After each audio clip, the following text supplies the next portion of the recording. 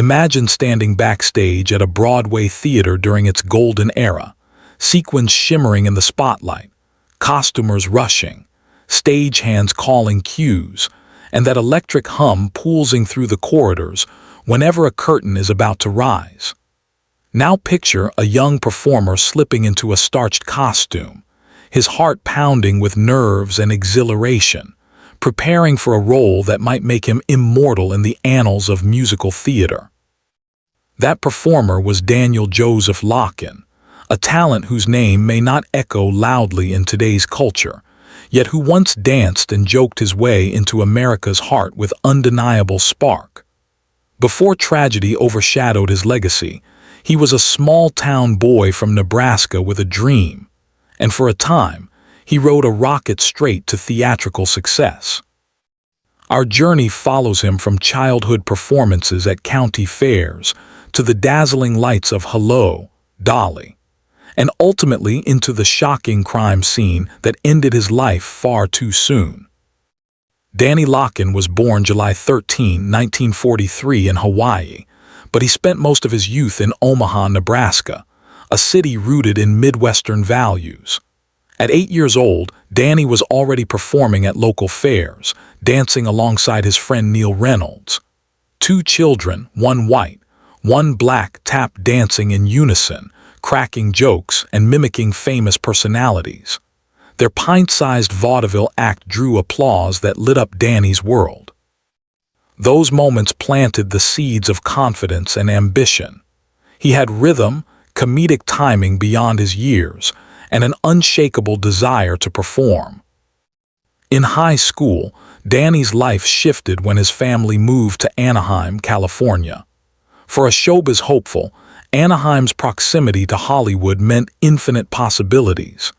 He graduated from Rancho Alamitos High and quickly immersed himself in local productions of Gypsy and the Music Man. His dedication stood out, and by graduation, he was ready to work professionally. One of his earliest appearances was a small role in the 1962 film adaptation of Gypsy. Blink and you'd miss him, but for a wide-eyed newcomer from Nebraska, stepping onto a Hollywood set was monumental. In 1963, he appeared in Morning Sun alongside Patricia Newe and Bert Convai. Though the production lasted only 9 performances, critics noted his acrobatic skill and freshness. In April 1964, he made his Broadway debut in West Side Story, playing Gar. The role was brief, but the significance was huge. Many spend their lives dreaming of Broadway, and Danny had already arrived. Later that year, he starred in Tom Sawyer at the St. Louis Municipal Opera. With each role, his skills sharpened. But in 1965, destiny delivered the part that would define him, Barnaby Tucker in Hello, Dolly. Barnaby was a comedic, sweet-natured character, and Danny embraced him fully. He toured nationwide, sharing the stage with legendary actresses playing Dolly Levi, Betty Grable, Ginger Rogers, Eve Arden, Dorothy Lamour, and more. He became the anchor of the show's humor, with wide-eyed charm and playful energy. Over time, Barnaby became second nature to him, a role he could deliver effortlessly. Not all experiences were joyful. Danny found working with Carol Channing disconcerting, describing her piercing gaze as unnerving.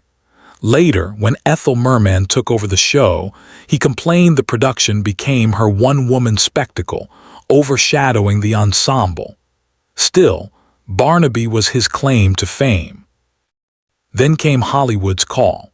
Hello, Dolly was set to become a film directed by the legendary Gene Kelly. Landing the role of Barnaby required 13 auditions.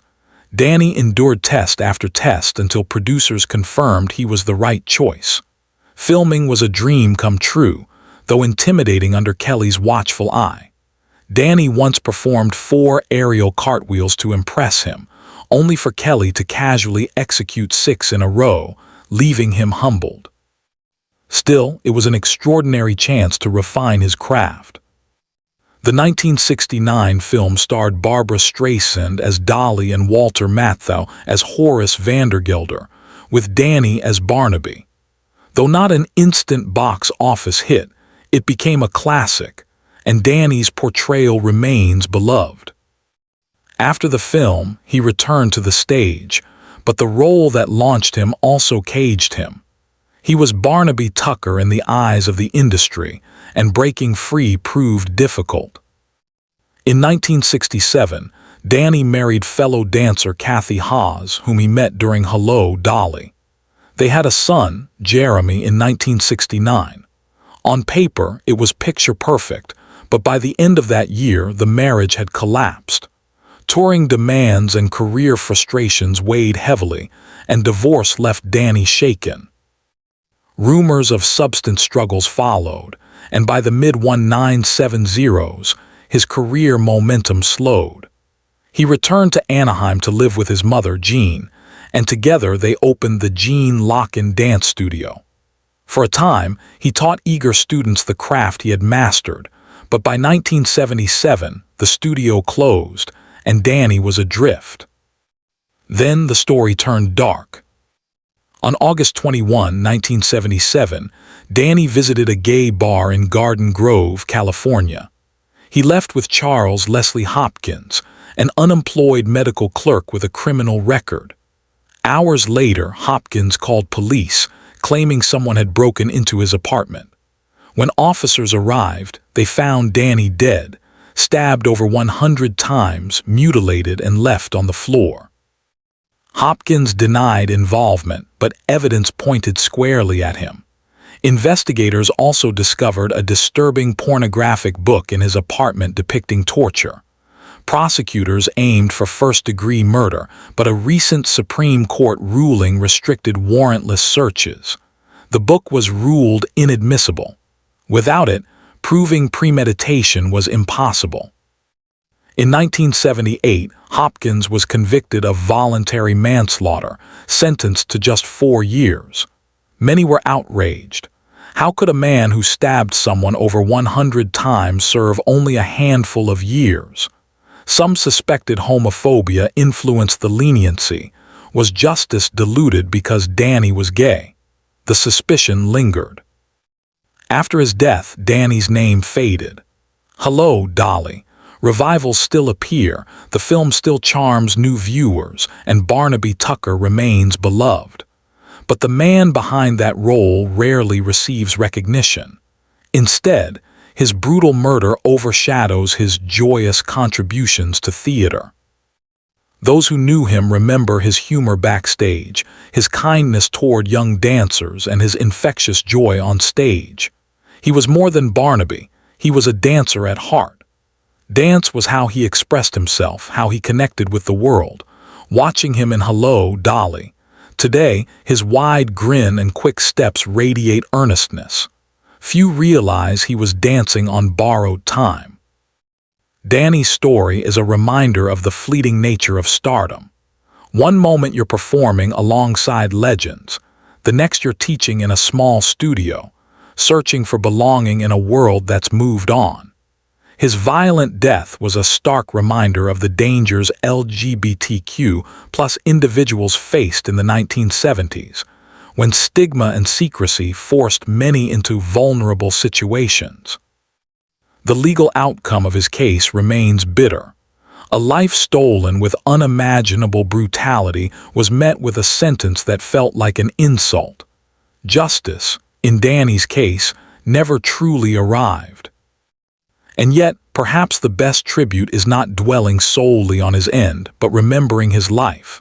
The child dancing at fairs, the young man dazzling Broadway, the performer who endured 13 auditions to secure his role in the film, the father, the teacher. He gave audiences laughter, joy, and a reason to applaud. The next time you watch Hello, Dolly, pay close attention to Barnaby Tucker. Notice the comedic timing, the charm, the bounce in his steps. That's Danny Lockin, the boy from Omaha who scaled Broadway and Hollywood, whose spark burned brightly even if fate dimmed it too soon. Under the spotlight and the echo of a shuffle step, he's still there. Forever young, forever mid-stride, coaxing a grin from anyone watching.